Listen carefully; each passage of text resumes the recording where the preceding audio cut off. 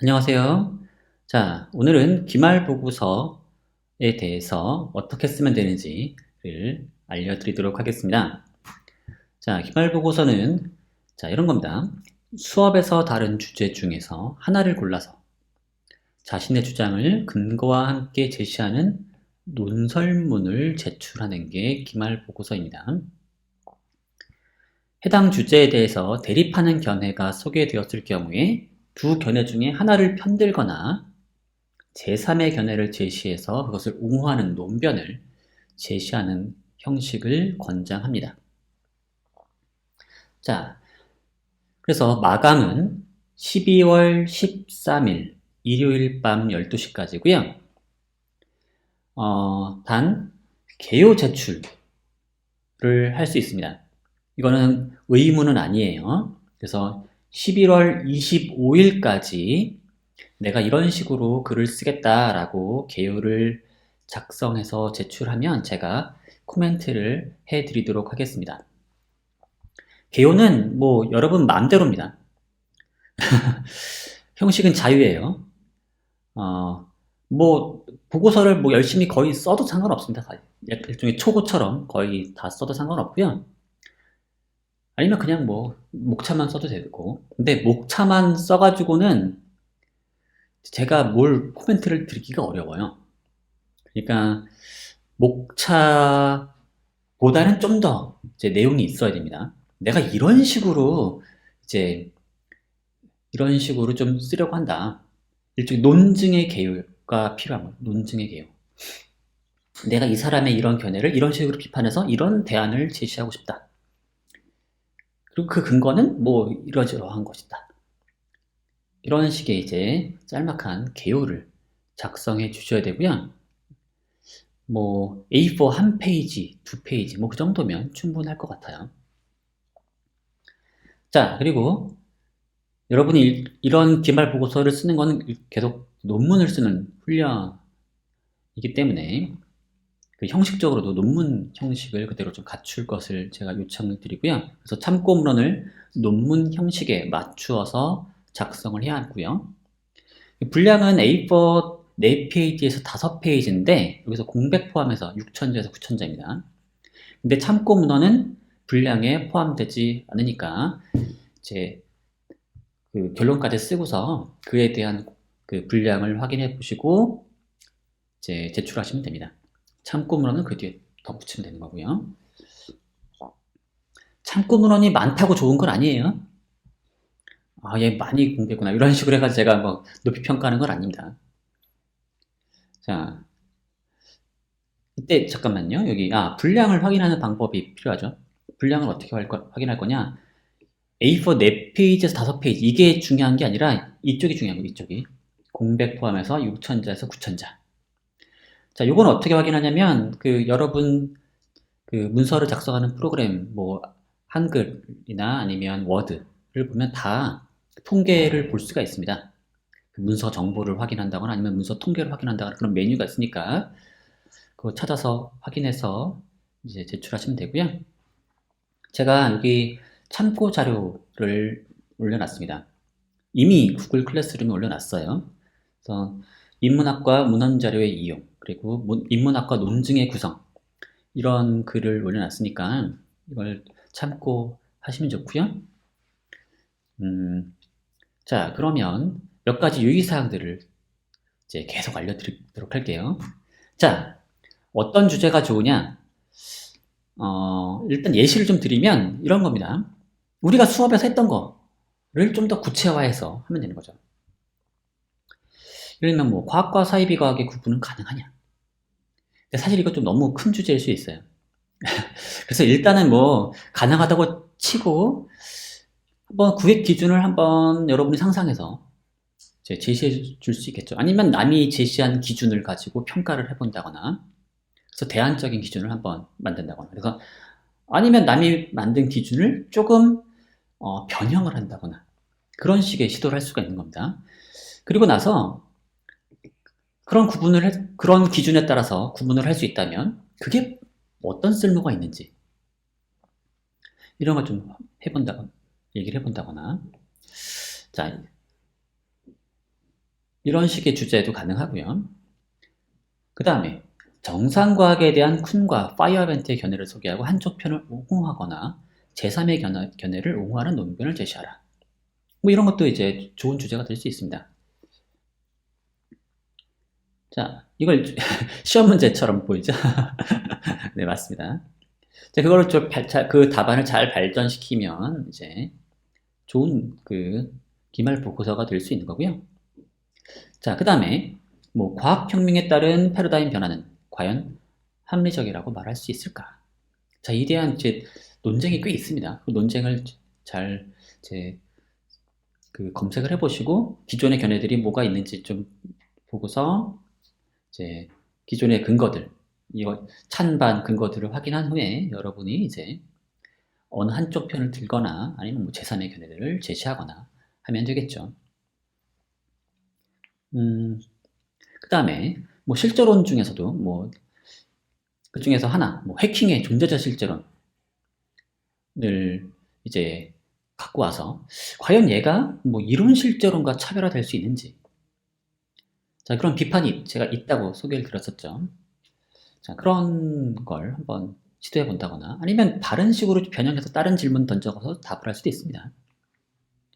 그 다음엔 진화심리학은 성차에 대한 고정관념과 성차별을 정당화하느냐.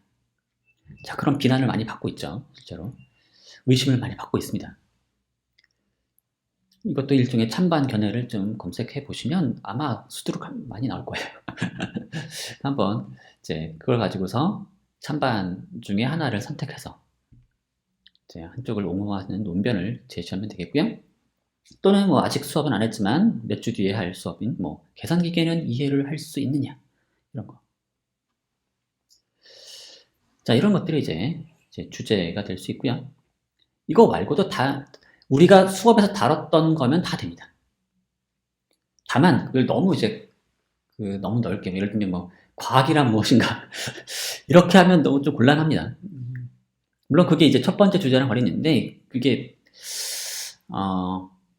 너무 커서 이게 감당하기 어려운 그런 주제는 되도록 이제 피하시고 수업에 다룬 주제도 되도록이면 좀 더 좁혀서 과학적 실제론 그거 할더라 그거 하나 과학적 실제론 옹호할 거냐 말 거냐 이러지 말고 기왕이면 이제 그 여러 견해들이 있으니까 그 중에서 하나를 골라서 걔를 옹호할 수 있을지 아니면 이제 걔를 비판해야 되는지 이런 걸 하면 좋을 것 같아요. 그래서 예를 들면 해킹 아니면 뭐 반프라센, 네, 구성적 경험주의 뭐 그런 걸 이제 찝어가지고 이제 공격을 하거나 옹호를 하거나 하면 되는 겁니다. 자, 몇 가지 형식적인 요구 조건을 지켜주길 바랍니다. 첫째, 표지를 만들지 말아야 됩니다. 표지 한 장 새로 써가지고 보내는 거 낭비입니다. 뭐 어차피 이제 파일로만 보내기 때문에 큰 낭비가 뭐 있는 건 아닌데 어쨌든 그래서 맨 위에 제목 쓰고 그 밑에 이제 그래서 제목을 꼭 써주시고요. 그러니까 표지는 없되 제목은 있어야 돼요. 그리고 제목 아래에 학과, 학번 이름을 적고 그 다음에 문단을 나눠주세요. 그 다음에 적절한 소제목들을 부여해서 이제 1번, 2번, 3번, 4번 이렇게 써주시고요. 그리고 문단마다 들여쓰기를 꼭 해주시고요. 그 다음에 참고한 자료는 꼭 출처를 밝혀주시고요. 자, 이런 형식적인 요구 조건을 꼭 지켜주시기 바라고요. 자, 이걸 위해서 좀 어려워하는 부분들이 있어요. 뭐냐면 어떻게 자료를 어떻게 이용할 거냐. 여러분이 글을 쓰려면 그냥 내 머릿속에서만 나오는 걸 가지고 쓰기는 어렵죠. 결국엔 남의 얘기를 참고할 수밖에 없습니다. 그럼 어떻게 참고할 거냐? 어떤 자료를 참고할 거냐? 자, 좋은 자료를 참고해야겠죠. 좋은 자료는 어디 있느냐? 도서관에 있습니다. 또는 인터넷상에 있는데 그것도 잘 골라야 돼요. 워낙에 다양한 자료들이 이제 있다 보니까 그래서 번위 있는 자료 예를 들면 여기 뭐 SEP라고 해서 스탠포드 인사이클로피디아 오브 필로소피라고 하는 그런 사이트가 있어요. 여기 가면 다양한 주제들에 대해서 그래서 권위 있는 학자들이 이제 써는 항목들이 있습니다. 예를 들면 뭐 토마스 쿤 하면 딱 쓰면 거기 그 항목이 있어요. 그 다음에 뭐 실제론 이런 것도 다 있습니다. 그러니까 그런 항목들을 보면서 기존에 이런 연구들이 이미 되어 있었구나. 이게 이제 표준적인 어떤 이해 방식이구나. 이런 것들을 이제 확인하실 수가 있고요. 아니면 이제 논문을 검색할 수 있겠죠. 자, 이게 이제 백과사전인 거고요. 철학 백과사전. 그 다음에 이제 논문을 이제 검색할 수가 있는데요. 그건 이제 DBPR나 뭐 구글 스칼라 같은 걸 이용하시면 됩니다. 자, 어떻게 들어가는지 모르겠으면 그냥 이걸 쳐치면 나옵니다. 그 다음에 근데 이런 논문들이 다운이 안 될 때가 있어요. 집에서 검색해가지고 이제 논문을 읽으려고 했더니 다운이 안 돼요. 그럼 어떻게 할 거냐? 자, 경상대 도서관 교회 접속을 이용하면 되죠. 그래서 경상대 도서관에 들어가서 이제 로그인을 한 상태로 그 교회 접속 그 항목이 있어요. 잘 보면 어디 있습니다. 메뉴를. 그래서 그거를 이제 클릭한 상태로 이제 뭘 하면 되고요. 그래서 검색된 그 웹사이트 주소가 있죠. URL. 그 앞에다가 이걸 붙이면 됩니다. 그러면 이제 경상대 내에서 이제 접속한 걸로 간주해서 논문을 다운할 수가 있을 겁니다. 근데 어떻게 도서관에 들어가면 이게 다운이 되냐? 도서관에 돈을 낸 거죠.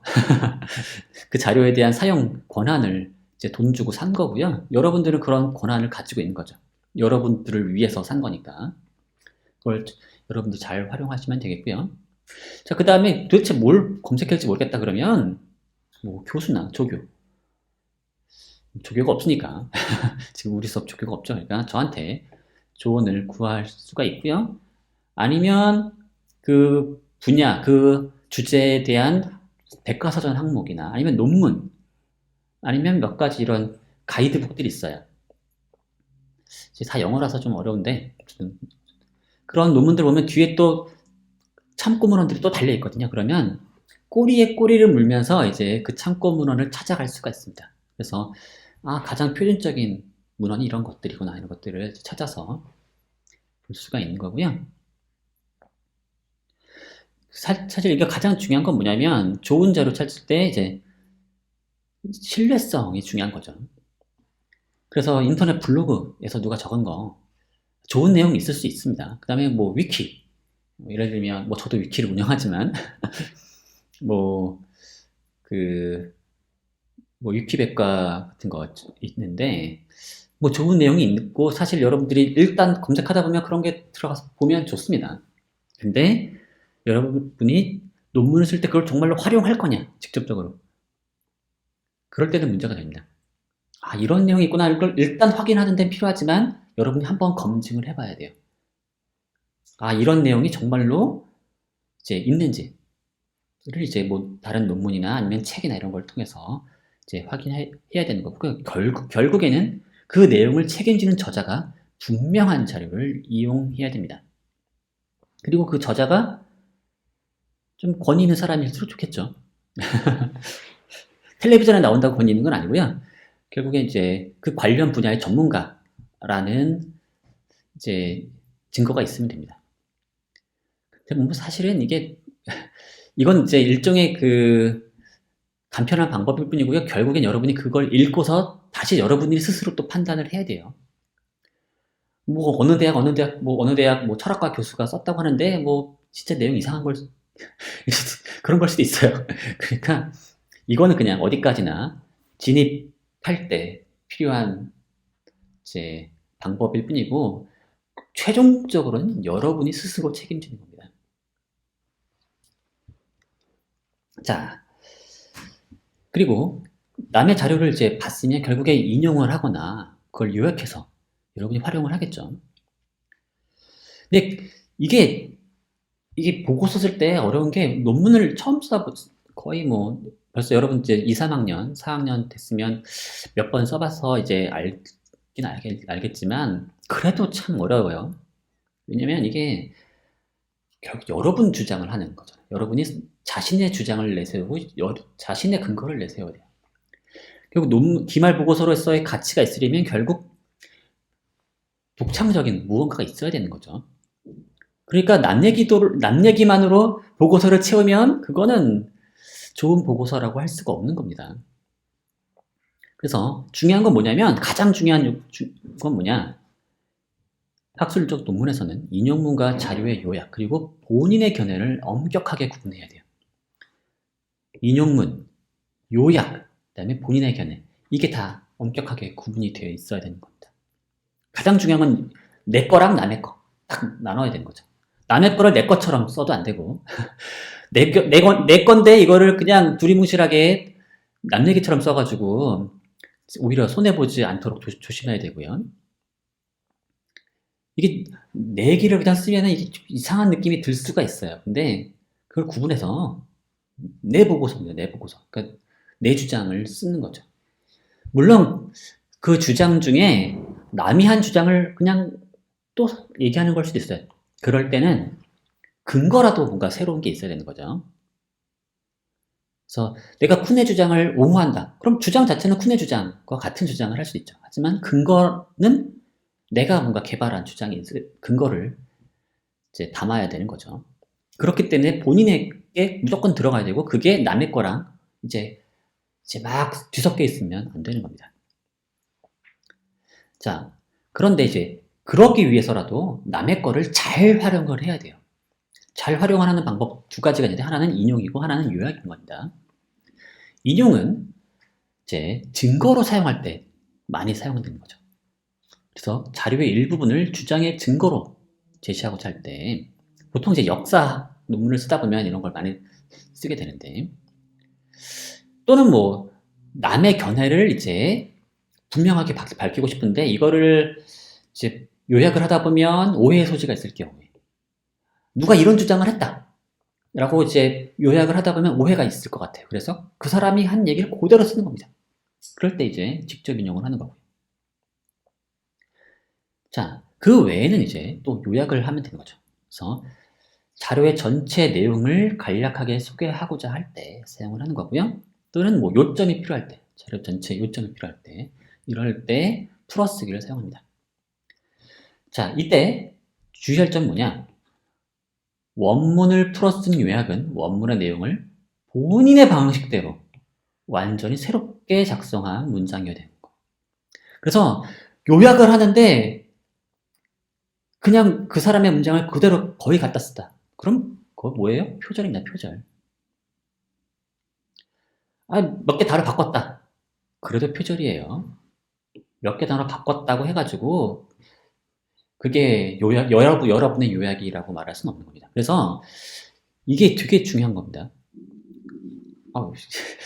배가 고프죠? 아침을 너무 조금 먹었나 봅니다. 자, 풀어쓰기를 잘 훈련을 해야 되는데, 그래서 최대한 짧게, 그 다음에 자료를 보지 않고서 요약문을 작성하는 훈련이 필요한 거죠. 그래서 일단 열심히 읽고서 덮어요. 그 다음에, 이 논문은 이런 주장을 하고 있다. 그래서 이 논문에 담긴 논변을 짤막하게 재구성해서 작성하는 그런 훈련이 필요하고요. 만약에 이게 좀 어려울 것 같다. 그리고 또는 그 논문의 그 자료의 전체 내용을 잘 기억하고 있는 주제문이 이미 자료에 포함되어 있다면 그 문장을 그냥 아예 인용을 하는 것도 이제 표절을 피하는 좋은 방법이 됩니다. 자, 그 다음에 자료를 인용하거나 이제 요약을 했어요. 그러면 참고문을 표기해야겠죠. 출처를 표기해야 되는 거죠. 근데 두 가지 방법이 있습니다. 본문 내에다가 이제 쓰는 방법이 있어요. 이걸 이제 내각주라고 불러요. 내각주. 자, 본문 내에 그냥 이제 본문에 쭉 쓰고서 이 내용이 그냥 여기에 담겨 있다는 거죠. 요약을 쓴 다음에. 그 다음에 직접 인용을 했어요. 본문은 어쩌고저쩌고 하면 이러이러했다. 그 다음에 또 거기다가 이 인용문이 어디서 나왔는지 그 뒤에다 쓰는 거죠. 뭐 김은희의 2011년 논문의 134쪽에 담겨 있다. 또는 본문을 쭉 쓰고 나서 이제 이 내용이 직접 담겨 있다고 하긴 좀 어려울 때 이제 이걸 이제 외곽주로 떼가지고 1번 하고 이제 위첨자를 이용해서 각주를 달죠. 각주 다는 법 여러분 다 프로그램 해봤으면 다 아실 겁니다. 모르겠으면 검색해 보시고요. 자, 각주를 이렇게 표기 하고서 그러면 아래쪽에 이제 하단에 이런 쓸 수 있는 공간이 나오죠. 거기다가 이제 자세한 내용은 장 2012년 논문 뭐 그 자료에 201에서 302쪽을 참고하라. 뭐 이런 식으로 하면 되는 거죠. 그 다음에 이런 식으로 내각주 또는 외각주를 표기한 다음에 그럼 이것에 이제 그 참고 문헌의 어떤 완전한 서지 사항을 뒤에다가 참고 문헌으로 작성을 합니다. 그리고 이때 참고 문헌은 알파벳 순서로 나열을 하면 되죠. 그래서 위에 강명구, 김희준, 정윤석이 공동 집필한 2008년 책을 이제 인용을 하고 싶다. 얘를 이제 참고했으니까 그 참고 문헌에 이제 완전한 서지사항을 쓰는 거죠.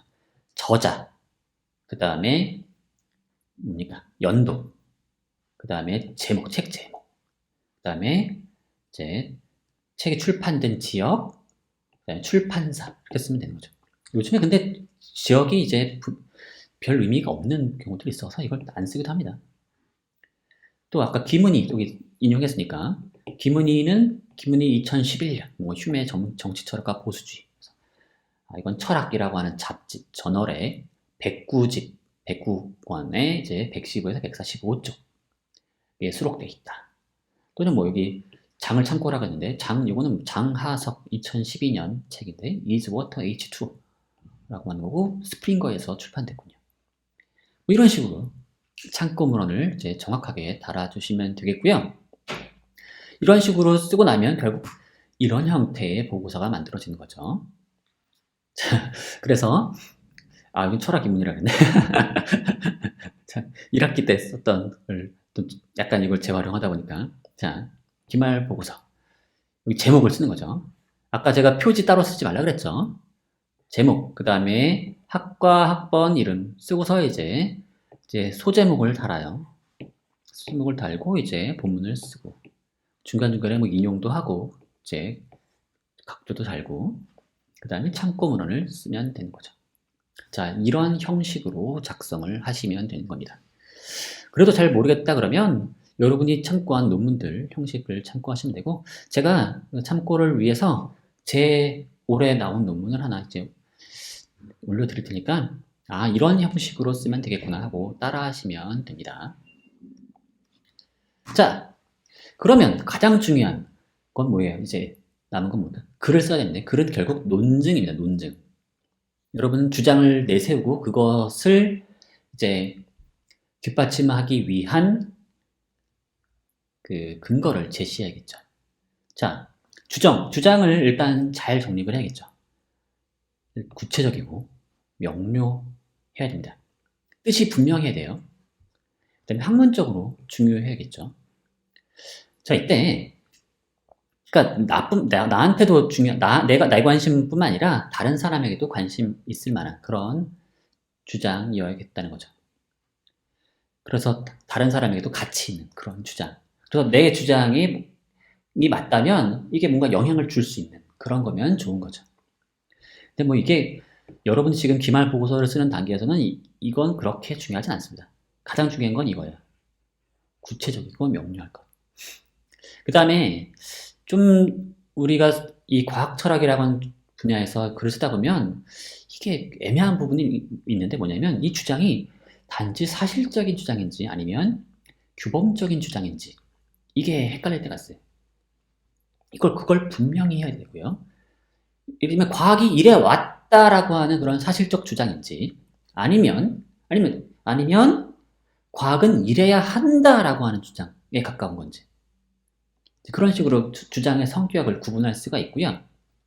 그런 주장의 성격에 따라서 그것을 뒷받침하는 방법도 매우 다릅니다.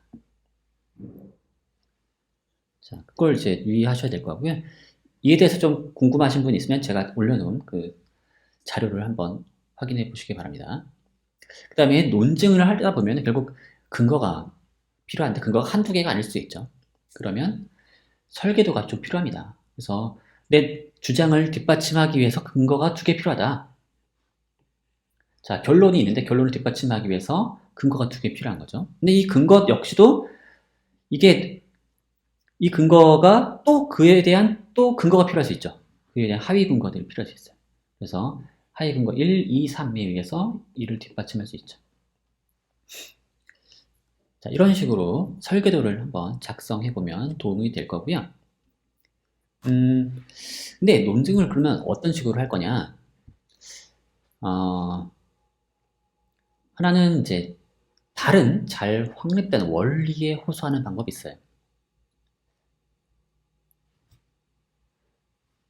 그러니까 이게 이 견해가 있는데 어떤 누군가 비판할 때 뭐 어떤 견해가 있는데 이 견해와 독립적으로 뭔가 잘 확립된 어떤 우리가 대체로 받아들이는 어떤 원리가 있다고 해보죠. 근데 그런 원리에 비춰보면 얘가 좀 문제가 있다. 이런 식으로 비판할 수가 있습니다. 그때는 이제 이 잘 확립된 원리라고 하는 건 일단 가져오는 거죠. 가져오는 거고 이게 여기에 대해서 특별히 더 이상의 어떤 그 뒷받침이 필요하지 않을 것 같은 그런 원리를 그냥 끄집어 오면 갖고 오면 됩니다. 아니면 이제 그런데 필요할 것 같아도 이제 그냥 가정을 사용해서 일단 그렇다고 치자라고 이제 넘어가기도 하고요. 자, 그 다음에 기존의 견해를 뒷받침하는 증거에 대해서 대안적인 설명을 제시하는 것도 가능합니다. 자, 기존의 견해가 있는데 그 견해가 어떤 증거에 의해서 뒷받침된다고 보통 이제 제시가 된 경우가 있다고 해보세요. 그러면 기존 견해가 좋은 증거에 의해서 뒷받침된다라고 간주될 때 여러분은 사실 그 증거가 대안적인 설명으로도 이제 걔가 대안적인 방식으로도 설명될 수 있다 라고 하게 되면 기존 견해가 약화되는 거죠. 네 것만 그거 설명할 수 있냐? 내 것도 설명할 수 있다. 이렇게 하는 전략입니다. 자, 그 다음에 기존 견해에 반하는 경험적 증거를 제시하는 것. 그래서 이제 반증 사례 이런 거를 제시하는 건데 조심할 건 명백한 반례라고 하는 건 철학에서 존재하지는 않습니다. 대신 그럼에도 불구하고 기존 견해를 압박하는 되게 불리한 그런 경험적 증거를 제시할 수는 있어요. 만약에 이 사실이 맞다면 네 견해는 상당히 이제 입증의 부담을 훨씬 지게 될 것이다. 이런 식으로 이제 썰을 풀 수가 있는 거죠. 그래서 이걸 만들어내려면 기존 견해가 가진 다양한 함축을 탐색을 할 필요가 있어요. 기존 견해가 맞다면 이런 일이 이제 발생해야 된다. 아니면 이런 것도 우리가 수용해야 되는데 과연 그게 수용할 수 있는 그런 함축인지 그런 걸 따져보는 거죠. 그래서 상당히 정밀한 그런 어떤 논리적인 고찰 이런 게 필요합니다. 또는 이제 자신의 주장을 뒷받침할 만한 새로운 경험적 증거를 제시하는 것도 가능합니다. 이때 경험적 증거라고 하는 건 이런 걸수록 좋아요. 뭐냐면 내 거로만 잘 설명되고 남의 견해로는 잘 설명이 안 될 것 같은 그런 증거여야 좋겠죠. 자, 그러고 난 다음에 논증을 이제 나중에 마무리를 해야 되는데 이때는 여러분의 주장이 맞다면 과연 여러분이 이런 주장을 한다면 남들이 뭐라고 생각할지를 한번 따져보는 거죠. 특히 이제 여러분이 특히 비판한 대상이 있다면 그 사람이 뭐라고 대답할지 따져보는 겁니다. 그래서 가능한 반론들을 이제 추려보고 그에 대해서 이제 재반론을 하거나 아니면 이렇게 어쨌든 그걸 막아야겠죠. 그래서 빈틈을 막는 겁니다. 그래서 잘 막을 수 없는 부분이 있다 그러면 이제 그네들은 이제 가정을 사용해서 그네들은 이런 가정 하에서는 내게 맞다. 뭐 이런 식으로 이제 마무리를 짓는 겁니다. 자, 이런 내용들 제가 이제 그 논증의 구성이라고 하는 그 글에다가 실어놨으니까 한번 찾아보시고요. 자, 이제 몇 가지 얘기를 좀 드릴 텐데요. 철학의 전문 용어. 이게 과학 철학을 하다 보면 이게 전문 용어들이 있어요. 예를 들어서 이걸 한번 봅시다. 존 썰은 계산기계가 이해할 수 없다고 말한다. 그러나 계산기계도 기계어로 된 다양한 명령을 알아듣고 명령을 수행한다. 따라서 계산기계도 이해할 수 있다. 자, 이 논변의 가장 큰 문제는 뭐냐? 이 논변을 쓴 저자는 이해라고 하는 용어를 존설과 다른 의미로 사용한 거죠. 기왕이면 학계에서 통용되는 뜻 또는 저자가 의도한 뜻으로 사용을 해야 되는 거죠. 지금 존설이란 저자가 사용한 이해라는 용어를 일단 받아들여서 그 뜻으로 사용해야지 이 글 중간에 이 말 용어의 뜻을 바꿔버리면 안 되는 겁니다. 그래서 전문 용어에 좀 주의하실 필요가 있고요. 자, 그래서 이런 전문 용어를 주의한다는 건 뭐냐면 결국 잘 확립된 기존의 답변에 의지한다는 거이기도 합니다. 예를 들어서 생각이란 무엇인가, 뭐 기계는 생각할 수 있는가와 같은 질문에 답하고자 한다면 일단은 기계가 창의적 문제 해결 능력, 뭐 의도성이나 감각질을 가질 수 있는지 따져보라는 거죠. 왜냐면 이런 것들을 기존의 사람들이 이런 걸 생각이라고 하는 것을 이제 그런 몇 가지로 이제 나누어서 이제 얘기를 하고 있거든요. 그래서 생각이라고 하는 걸 곧장 들어가지 않고 기존에 이제 확립된 여러 가지 분류, 생각에 대한 분류법을 이용해서 따져보는 거죠. 그래서 만약에 어떤 이에 대해서 다른 생각에 대해서 얘기하고 싶다. 그러면 여러분이 말하는 그 생각, 새롭게 고안하고자 생각이라고 하는 어떤 의미를 여러분 제안하고 싶잖아요. 만약에 그러면 내가 말한 이 생각이라는 단어는 이 말의 뜻은 기존의 이런 뜻, 이런 뜻, 이런 뜻과 어떤 식으로 다르다라고 하는지 좀 대조를 통해서 보여줘야 한다는 거고요. 또 만약에 뭐 마음은 어디에 있는가와 같은 질문에 답하고자 한다면 뭐 이 질문에 대한 다양한 기준의 답변들을 일단 충분히 소화한 다음에 그중 하나를 선택하거나 자신의 고유한 답변이 그들과 어떻게 다른지 대조를 해야 되는 거죠. 근데 조심할 거는 다른 사람의 견해를 소개하는 데 그치거나 권위의 호소에 그치지 않도록 해야 합니다. 그래서 다른 사람의 견해가 마음에 들더라도 그 견해를 그대로 수용하기보다는 그것의 빈틈을 찾아 배우는데 힘을 쏟는 겁니다. 사실 그래서 여러분 4-5페이지짜리 글에서 뭐 거창한 주장을 탄탄하게 다 뒷받침할 수는 없어요. 그래서 오히려 어떤 방법이 좋냐면 남이 한 견해가 있으면 거기 빈틈을 찾아요.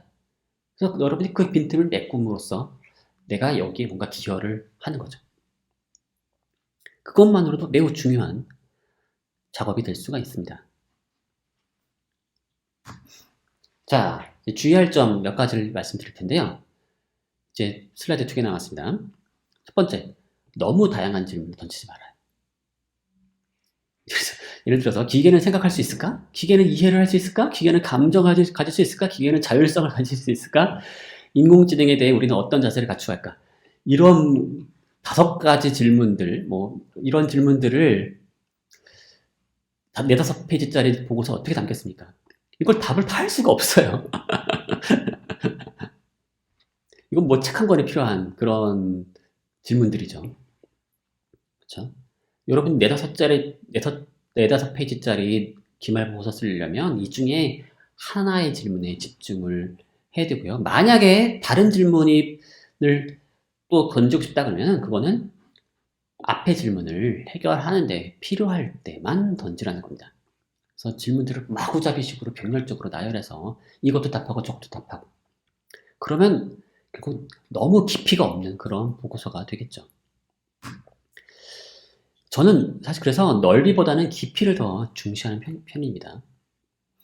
그래서 여러분이 여러분이 논변을 제시하기 위해서 근거를 제시할 수 있잖아요. 근데 그것도 마찬가지예요. 근거를 단순히 병렬적으로 나열하기보다는 근거 1, 근거 2, 근거 3, 근거 4, 근거 5 막 이런 식으로 병렬적으로 나열하기보다는 그 근거 중에서 가장 핵심적으로 생각하는 한두 개에 집중을 하고 그 근거를 통해서 이제 여러분이 가진 어떤 함축을 조사한다거나 또 그에 대해서 예상되는 반론을 또 대응한다거나 그래서 상당히 깊이 있게 또 꼼꼼하게 이제 논변을 만드는 걸 그쪽에 더 집중을 하길 바라겠고요.